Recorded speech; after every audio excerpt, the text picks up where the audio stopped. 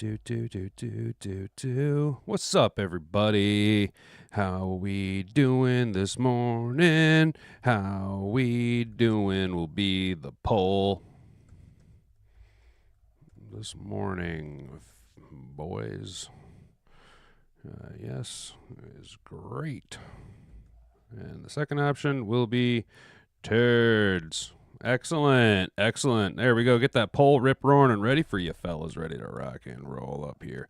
Minimize that, minimize that. How's everybody doing? We are live here at the Hat and Beard Show. It is a sunny but crisp Tuesday morning here in mid-Michigan. Not a lot of news going on in the NFL, to be honest with you fellas. It's that time. We've been talking about it now for a couple days now, where it's that lull between both the NFL draft and post free agents, post first wave of free agency. Let's be honest. We're just making sure some things are good here on the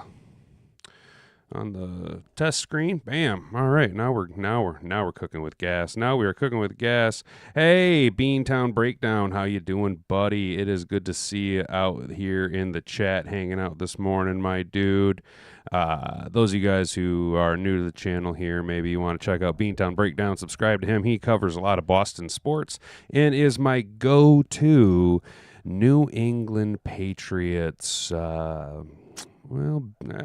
say beat writer. He's got his finger on the pulse around there. Gets a lot of good feedback and has a lot of more in-depth knowledge on the Pats than I do.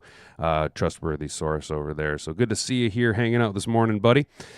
Today we're going to be cutting it a little bit close. We are running a little bit late here, but we're going to be cutting a little bit shorter. I don't want to get too wrapped up. I got a couple things I got to take care of today before heading into work.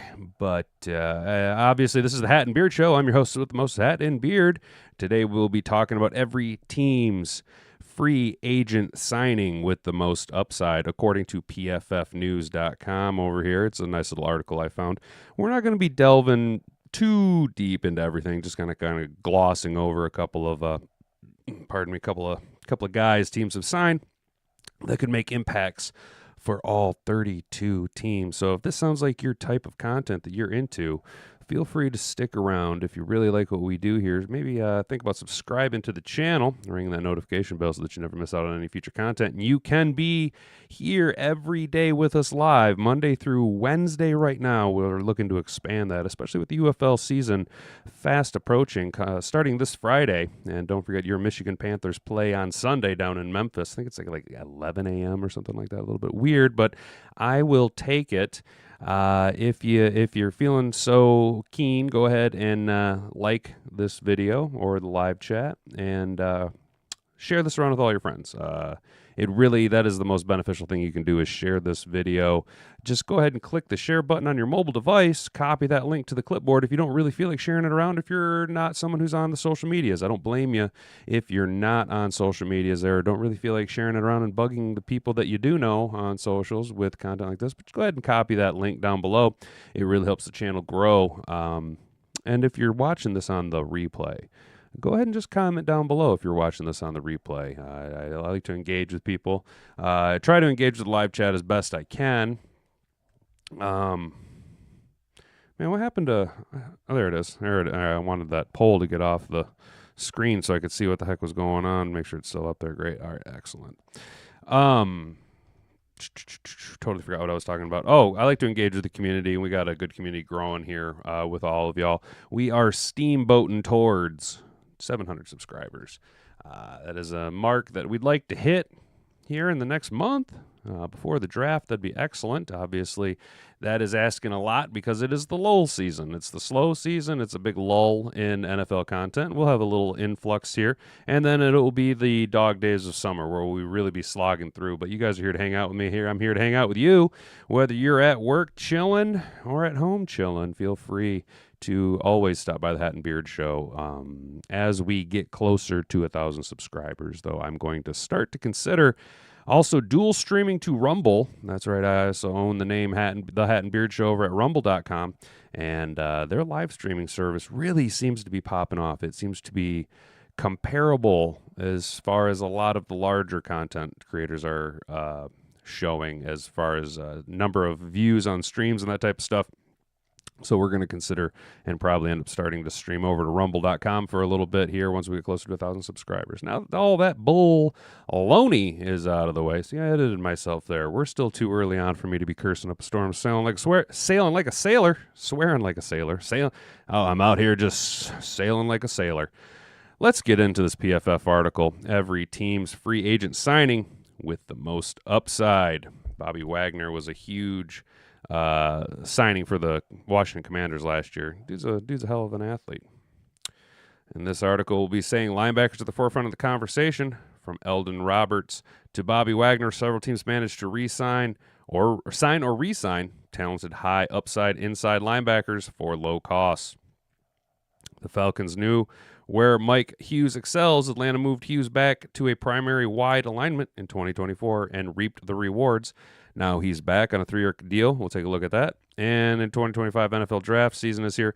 Why try PFF's best mock and draft simulator. That's a little plug there. We've used PFF's mock draft simulator before here at the Hat and Beard Show in years past. The problem is you don't get to do a whole lot without having to pay. And that's fine. I don't blame them getting their bag. It's just I'm cheap. So that's why we choose to use was it Pro Football Focus that I use? I don't know. Maybe we'll do a mock draft tomorrow, seeing how things are going. Maybe I'll do a surprise stream mock draft. Here we go to the article of free agent signings. Upside comes down to cost, role, talent, and potential talent, among other variables. This year's free agent period may have been underwhelming, but each team is still going to get value out of new additions and returning familiar faces. Here is each NFL team signing with the most upside in 25, regardless of whether it ends up being realized. The Arizona Cardinals gave a 2-year, $15 million contract to the edge rusher Baron Browning. The Cardinals sent a 6th-round pick to the Denver Broncos to acquire Browning's services ahead of this past season's trade deadline. And then they ensured he didn't depart in free agency. The 26-year-old signed a 2-year, $15 million deal to remain in Arizona. Browning came into his own after joining the Cardinals, recording a 16th-ranked 77.3 PFF pass rush grade and 6th-ranked 18.6 pass rush win rate from weeks 10 to the end of the season. Jonathan Gannon seemed to get the best out of the 26-year-old, who will now begin his full season of work with Arizona.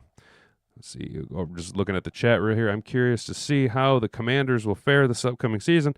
They were just the flash in the pan, or can they sustain the success from last year? That's coming from Beantown Breakdown. I completely agree with you. I am curious to see how the Commies will fare as well. I think what you'll see is, even though Jaden Daniels is probably the better of the two quarterbacks taken early on between Caleb Williams and Jaden Daniels, of the three, I think Drake May is the better of the three quarterbacks. But I think Jaden Daniels, although has a higher upside and is a better quarterback than Caleb Williams, I think the league will adapt to him faster than he was accustomed to in the collegiate level, and that's what we see time and time again. Now the question then becomes can Jaden Daniels evolve to stay ahead of the curve? Does Dan Quinn have the people in positions there to help him continue to develop? Will they add any additional weapons? And will they, be able to continue the style of play that they had last year? It's very reminiscent of the Detroit Lions, kind of a more of a gritty style team. But if Jaden Daniels continues to grow and develop on the trajectory that he should be on, and doesn't hit a real big sophomore wall, I think the Commies will be a contender in the NFC, although not unseating the Philadelphia Eagles, because the Philadelphia Eagles, although losing players in free agency, have already drafted replacements to reload instead of rebuild. But the Commies will be probably an annoying team for most other organizations to deal with for the next year or two. Again, that is hinging upon Jaden Daniels. Can his development stay ahead of the learning curve of the league, figuring out what it is that he does? The Atlanta Falcons re-signed Mike Hughes, who spent time in Detroit, for a 3-year, $18 million contract. That's a nice little $5 million a year or something like that. Once these defenses see a year of film on him, it's a different story. It becomes a game of adapting. Yes, exactly. That is exactly what I'm saying. Beantown Breakdown, precisely. Can he stay ahead of the curve, or will the NFL figure him out way faster than he is accustomed to? Mike Hughes, a year after deploying Hughes mostly from the slot, the Falcons moved him to the outside in 24. His career splits suggest it was a wise decision. Before his past season, Hughes owned a 73.8 PFF coverage grade from wide alignment, 1,400 snaps, and a 38.8 mark from the slot, 725 snaps. He proceeded to post a 71.5 PFF coverage grade from the outside, ranking 23rd among 93 corners. The former first-round pick earned a 3-year contract from his work, and the Falcons' defense should now reap the rewards for just $6 million per year. Not mad about that. Not mad about it. There's his one lone season in Detroit. Did not do so great. Did not. I mean, he was good in the run, but man, he just not so great in Detroit. It's good to see guys out here getting a bag after, but you kind of wish it would have been, more productive here in Detroit, right? Heading over to the Baltimore Ravens, the Baltimore Ravens got a 1-year deal to go get Nook Hopkins for a cool $5 million a year. I mean, it's crazy to see, and this is something that we all know eventually happens to older players. But in his prime, to say that Nook Hopkins would be signing a 1-year $5 million deal in Baltimore to go catch 40 passes and 600 yards from Lamar Jackson. That just would seem insane considering what he was back in the day. Now, all players age, and all players eventually need to try and secure that last little contract to get a little bit of insurance and reassurance as they probably head into retirement in the next year or two. I don't expect Nook Hopkins to be as productive as he once was, and as the year progresses, you'll probably see him less and less snaps on the field as Rashee Rice not Rashee Rice. Oh, golly, who's the kid? Zay Flowers. Zay Flowers is the number one in Baltimore, right? Now, Mark Andrews ain't getting no younger, but we have seen Isaiah Likely play at a high level. The Ravens have made a habit of signing receivers in their 30s with strong track records, including OBJ, Des Bryant, Michael Crabapple, Steve Smith Sr., and Deshaun Jackson. Few of those players truly thrived in Baltimore, but there's a reason to believe Nook Hopkins, can buck the trend. The 32-year-old tallied only 600 yards in 24 with the Titans and Chefs, but brought a 54.2% contested catch rate, his best rate since 2018 with the Texans. For only $5 million in base salary, the Ravens are taking a low-risk gamble on that Nook Hopkins is still an elite pass catcher. And he is still an elite pass catcher. I mean, he is a professional wide receiver in the NFL. Obviously, the guy has made his bag, and wasn't he a first-round pick? So yes, he's a professional pass catcher. It's not the pass catching that you're worried about. It's the wheels on the bus, right? It's the wheels, it's the shocks, it's the struts, it's the longevity of the motor. The Buffalo Bills went out and grabbed Joey Bosa on a 1-year, $12.61 million deal. Bosa's 2025 earnings and recent injury history are significant. Two things that don't mesh well, but this is about upside, and Bosa's potentially higher than any other free agent pass rusher. From 16 to 21, only 3 edge rushers racked up more quarterback pressures than the 29-year-old. Cam Jordan, Khalil Mack, and Von Miller, who he played with Khalil Mack, and now is Von Miller still in Buffalo? The Bills locked up star Greg Rousseau on a 4-year, $80 million contract and could now be in position to have 2 edge defenders eclipse 50 quarterback pressures in a season for the first time since 2016. That's what I've said a lot is with a good edge, a good rush, a good blitz, a good pressure rate, you can and very easily make up for deficiencies on the back end. The Carolina Panthers went out and grabbed Rico Dowdle for a 1-year, $3 million deal. While the Panthers made several splash signings, big contracts leave little room for upside. Dowdle will make just $3 million in base salary in 25 after establishing himself as a top 16 running back in yards and yards after contact. 10-plus yard runs, 26, and missed tackles. Wow, 45 last season. Dowdle likely won't supplant Chuba Hubbard, but could form a valuable 1-2 punch as Bryce Young looks to build on a promising end to his second NFL season. Yeah, Bryce Young, after getting benched last year, was able to really turn it around. Now, they did they did go after Xavier Leggett last year, but I thought maybe keeping Jonathan Mingo around, but they traded him, dealt him to the Dallas Cowboys. So not a lot of weapons for Bryce Young to throw to. They did invest in the offensive line, and now what you're looking here is at a solid, as I've said before, the transition period of the NFL moving back to more of a run-oriented league. This could be a solid 1-2 backfield that the Panthers need to alleviate some of the pressure on Bryce Young. Here, we're going to kick it over to the chat real quick. Beantown Breakdown Hat, question for you. People criticize the Lions for not looking at the long-term goals of the team by signing guys to short contracts, but I don't see a problem with how they're building. Thoughts? So by signing short-term contracts, they're not going after really young guys. They're going after guys who you can afford a 1-year deal on, like a Roy Lopez, Levi Onwuzurike, Vontae Maddox, those type of guys.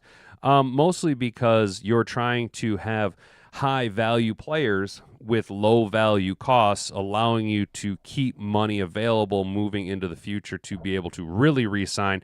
And Brad Holmes has been smart about re-signing players, Jared Goff, Penei Sewell, Amon-Ra St. Brown. We need to keep, Kirby Joseph will be coming up, we need to keep a lot of money out of the free agent market to keep the guys in-house that have already been productive. Brad Holmes has shown a tremendous, and sometimes almost to a fault, look at Emmanuel Mosley, right? Almost to a fault. He will show too much.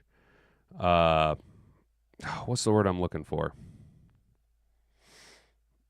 Oh man, what is the word? I can see it right on the tip of my tongue.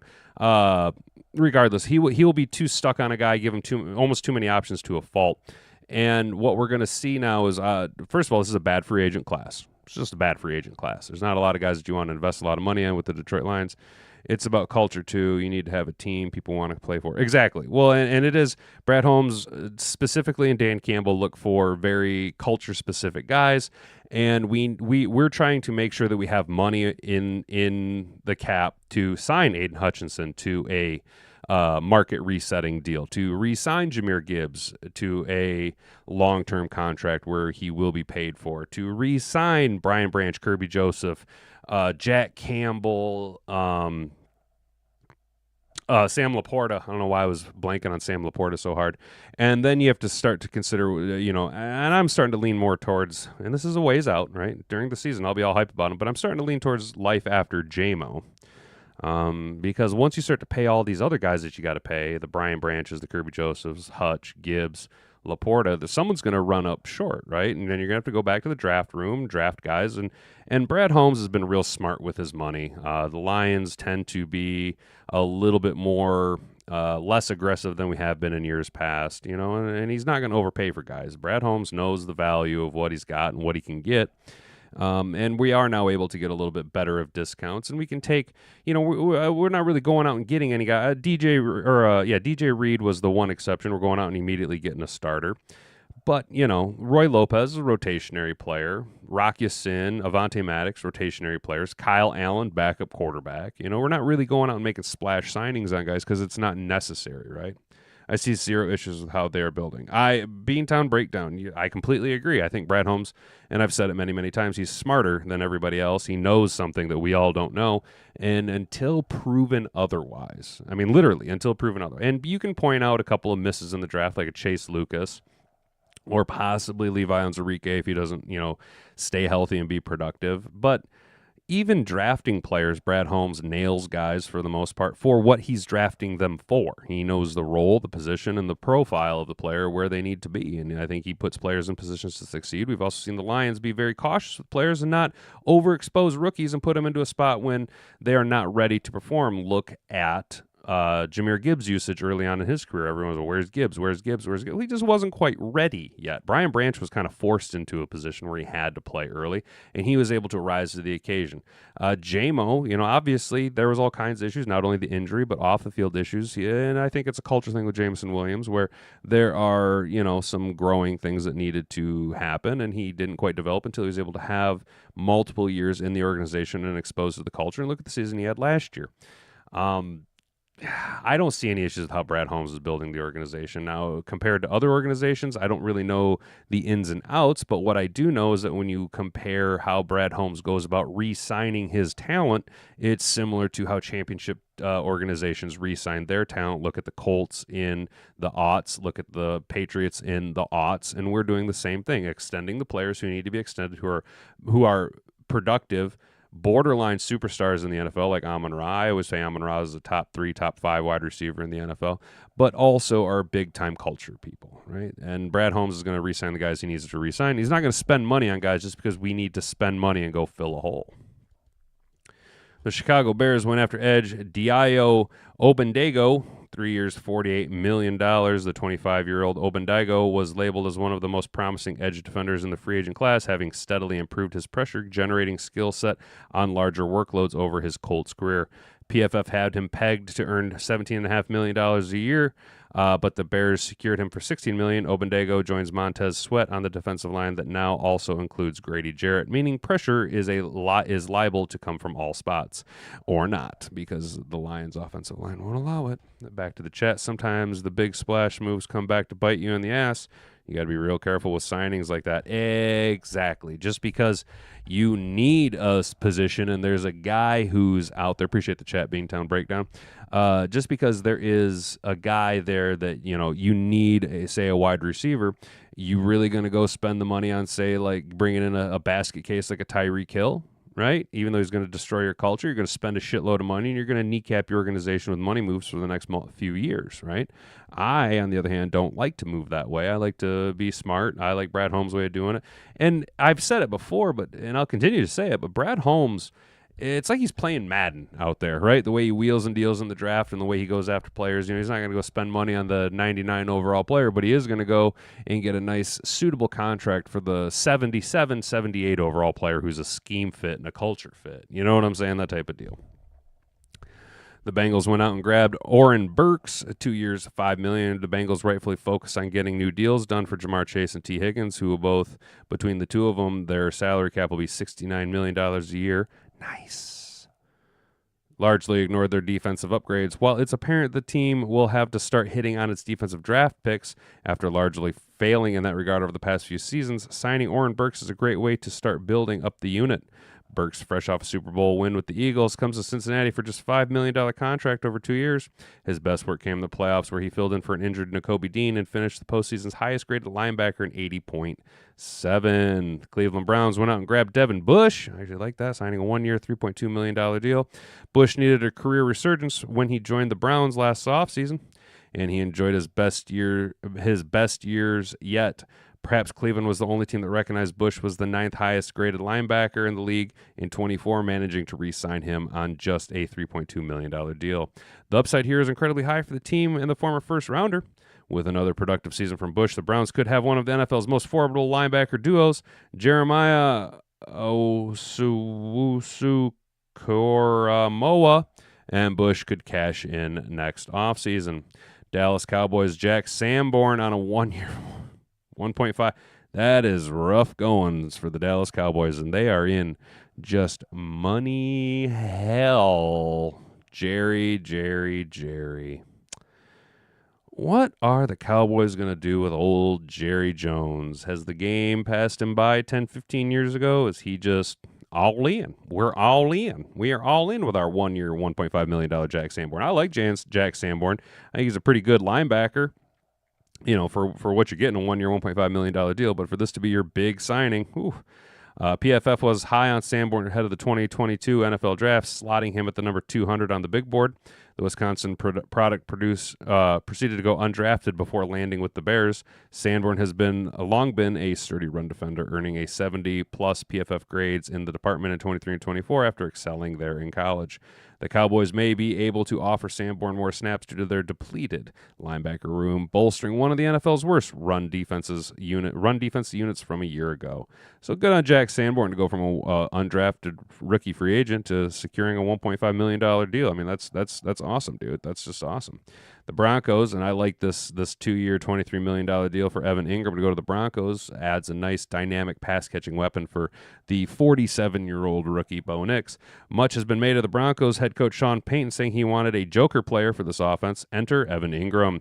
The 30-year-old tight end separated from coverage defenders with a 68th percentile rate among tight ends in 24 and ranks 8 at the position in drop rate over the past 2 years. While the former first-round pick may play a significant 2-year deal, he could be a difference maker for quarterback Bo Nix, who's 500 years old, and Denver's offense. Well, this is silly, PFF. The Lions' biggest free agent re-signing was Levi Onwuzurike, a 1-year, $4 million deal. Definitely not DJ Reed. DJ Reed was not the biggest signing. Yeah. One of the best value signings of free agency, Onwuzurike reunites with the Lions and carries amongst no downside. Detroit secured him for $4 million in 2025 after PFF projected him to earn over $10 million per year. Onwuzurike's 47 quarterback pressures, 70.2 PFF grade, and 20 stops in 2024 were all career highs, and his 12.5% pass rush win rate was top 15 mark at the position. The Lions' defensive line, barring another injury storm, is shaping up to be a unit strong with Onwuzurike anchoring the interior. What? What? Okay. I'm not going to lie, this makes me almost not even want to finish reading the article. You're telling me that you're expecting Levi Onwuzurike to be a starter on defense over Aleem McNeil, over Man, you're fucking nuts. You guys are fucking nuts if you think that's the case. Oh my gosh.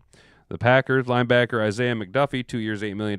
Packers have signed only 3 external free agents, two on rather pricey contracts that provide little to no room for upside, and one who joins a crowded receiver room.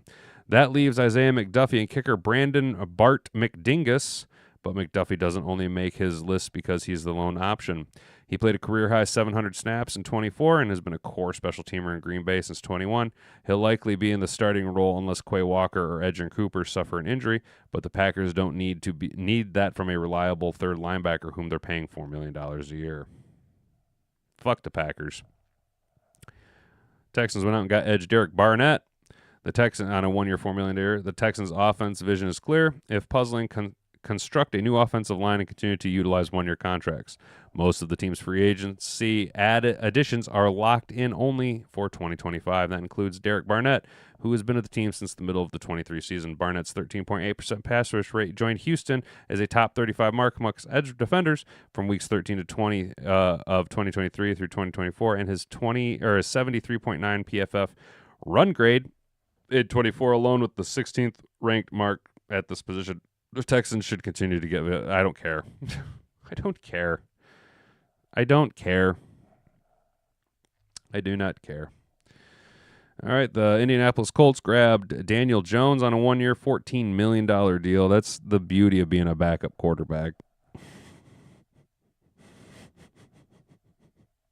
Look at the difference. And a backup edge player, a rotationary edge player, 1-year, $4 million deal, and a backup quarterback, 1-year, $14 million deal. Colts fans are in for a quiet offseason. Quarterback battle looms between Anthony Richardson and the newly signed Daniel Jones after the Colts handed the veteran a $14 million deal in free agency. The upside here is obvious. If Jones wins the starting quarterback job, he could guide Indianapolis to new heights. Yeah, I'm not even going to read that. That's so stupid. That's so stupid. The Jags went out and signed center Robert Hainsey. Veteran Mitch Morse did bid adieu to the Jags and retired, casting a hole in the middle of their offensive line. Rather than take a swing on an unproven 2025 NFL draft center prospect, the team reunited head coach Liam Cohen with Buccaneers lineman Robert Hainsey. Hainsey took a back seat to Graham Barton in 24 and logged only 94 snaps. He had previously shown promise, joining Jason Kelsey, Creed Humphrey, and Corey Linsley as the only centers to not allow a sack on more than 600 pass-blocking snaps in 2022.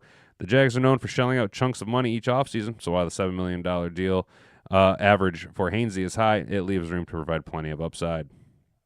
The Chiefs re-signed Kareem Hunt. Do not care. The Raiders signed Eldon Roberts to a 1-year, $3.01 million deal. Out goes Robert Spielline, and in comes Eldon Roberts.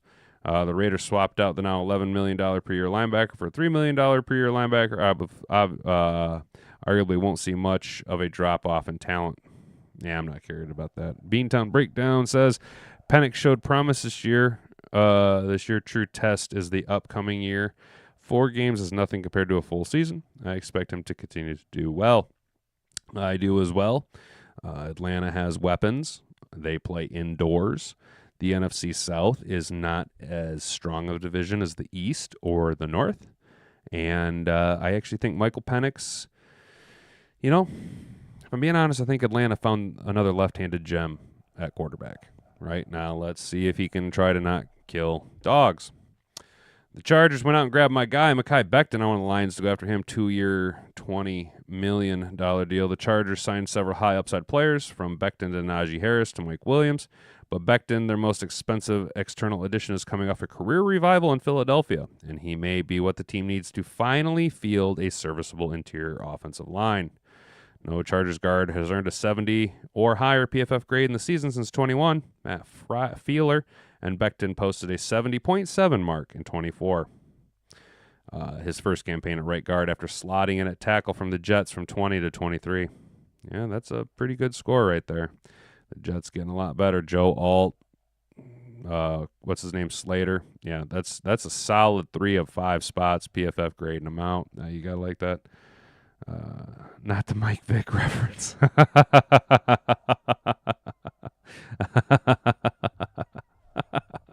Hey, all I'm saying, as long as Penix can not kill dogs, he could be the next left-handed savior of the Atlanta Falcons. The Rams grabbed center Coleman Shelton after they parted ways. They gave a big contract out to old Whistlebritches Jonah Jackson, who signed in Chicago, and then forced him to play center, and he was a turd sandwich. So they went on and grabbed a new guy, 2-year, $12 million, $6 million a year. Shelton returns to the Rams, with whom he latched on in 19 and played 4 seasons after a career year with the Bears in 24. Los Angeles leaned on rookie Bo Limmer to center in place of Shelton in 24, but he endured typical first-year growing pains and ranked 38 out of 43 qualifying centers in PFF grade. Sheldon, meanwhile, has improved each year after as a starter, going from a 58 to a 66. Good. Miami guard James Daniels. 3 years the Dolphins' offensive line struggled are set to continue unless they heavily attack the unit in 25. However, James Daniels is exactly the type of high upside offensive lineman the team needed in free agency. Minnesota Vikings, Isaiah Wright. I don't care about the Vikings. And here we go. Patriots went out and grabbed Morgan Moses on a 3-year, $24 million deal, trying to get some insurance ahead of their franchise quarterback there. Vic was electric. Might be going to hell for that one. Well, here's the thing, dude. If you're going to hell, he's probably going to be there. Michael Vick, he was shockingly electric. He left defenses panting. All right. I'm done. I'm done with that one. With the most cap space in the NFL ahead of free agency, the Patriots went on a predictable spending spree and came away with several marquee free agents on big money deals. Buried among them is the 34-year-old tackle Morgan Moses, who quietly owns the 8th best PFF run blocking grade over the past 5 seasons. Moses will be in his 3rd team in 4 years, but has produced at every stop, including a career-high 80.4 with the Ravens in 23 and a career low in sacks allowed with 2 with the Jets in 24. So you guys are going to get a little bit of insurance, nice veteran presence along the offensive line there in New England. The Saints grabbed Brandon Cooks.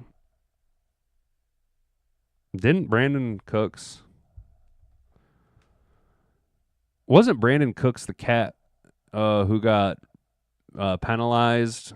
That was a no call against the Saints, and the Saints ended up going to the Super Bowl. Am I misremembering that? I think Brandon Cooks is that guy. Cooks is 3 years removed from his most recent 1,000-yard season and missed a significant chunk of 24 with a knee infection. But the Saints desperately needed a wide receiver, too, to pair with Chris Olave, who also can't stay healthy, who himself is coming off a season marked by concussions, and Cooks offers plenty of upside. The 31-year-old began his career with the Saints. Oh, I didn't know he started his NFL career with the Saints. Amassed 2 1,000-yard seasons, 20 touchdowns, while Cook's best years are behind him. New Orleans did well to add a... that's the thing. How many fucking teams has Brandon Cooks played for? Golly, man. I feel like he's been at damn near every team, right? The New York Giants grabbed Javon Holland, 3 years, $45 million deals. Probably the biggest signing in free agency right there was the Giants trying, you could say he liked to bark at people. Beattown, you're funny today, buddy. You got jokes today, man. The Giants likely benefited from Holland. PFF's 3rd ranked free agent, having a down year in 24, signing him to $15.1 million a year. That makes him the NFL's 8th highest paid safety, while the 25-year-old recorded low 46 overall grade in 24. He is PFF's 7th highest graded safety over the past 4 years. That's not bad. The Jets, Isaiah Oliver. I'm not. I don't care. Justin Fields is probably their best. The Eagles got Josh Uche. The Eagles acquired defensive lineman with star power for pennies on the dollar in 22. Uche established himself as one of the league's most promising edge rushers, racked up 56 pressures, 12 sacks, and 24 and 25 facilitated Uche's exit via trade to the Chiefs before last season's deadline. Well, all right, whatever. So Josh Uche comes back to the Eagles. The Steelers went out and grabbed Kenneth Gainwell to try and replace Najee Harris. Again, try to replace. I guess there wasn't really a lot to replace. Najee Harris never really, I don't think, met expectations of a first-round running back, especially when you compare him to, say, a Bijan Robinson or even a Jahmyr Gibbs. Jahmyr Gibbs better than both of them. The 49ers grabbed Demarcus Robinson as their wide receiver room is a diva shit show. Deebo Samuel's out. He went to the commies. And Brandon Ayuk is a diva. The Seattle Seahawks went out and grabbed DeMarcus Lawrence. That's a huge signing. 3 years, $42 million. Lawrence's unceremonious exit in Dallas shouldn't cloud the fact that he helps address a clear weakness in the Seattle defense. No qualifying edge rusher from 21 to 23. Lawrence missed most of 24, graded positively and a higher run percentage of run snaps than Lawrence did. Meanwhile, the Seahawks edge group ranked 23rd in the league against run defense and under a defensive-minded head coach, Mike McDonald. Okay, so Mike McDonald went out. Obviously, he's a defensive-minded coach. Got himself an edge rusher, DeMarcus Lawrence. 3 years, $42 million. That's some money, dude. That's some money. The Tampa, Bay Buccaneers. They only buccaneer in the Bay because there is no Tampa Bay. There is merely Tampa, so it's Tampa, Bay Buccaneers.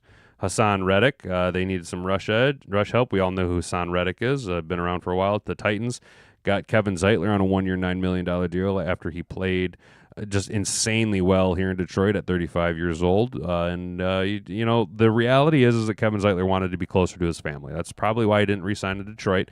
He probably was hoping to get a ring in Detroit and then retire. Let's be honest, because now he's going to be 36 years old, and I'm 37, and I would hate to be trying to play in the NFL.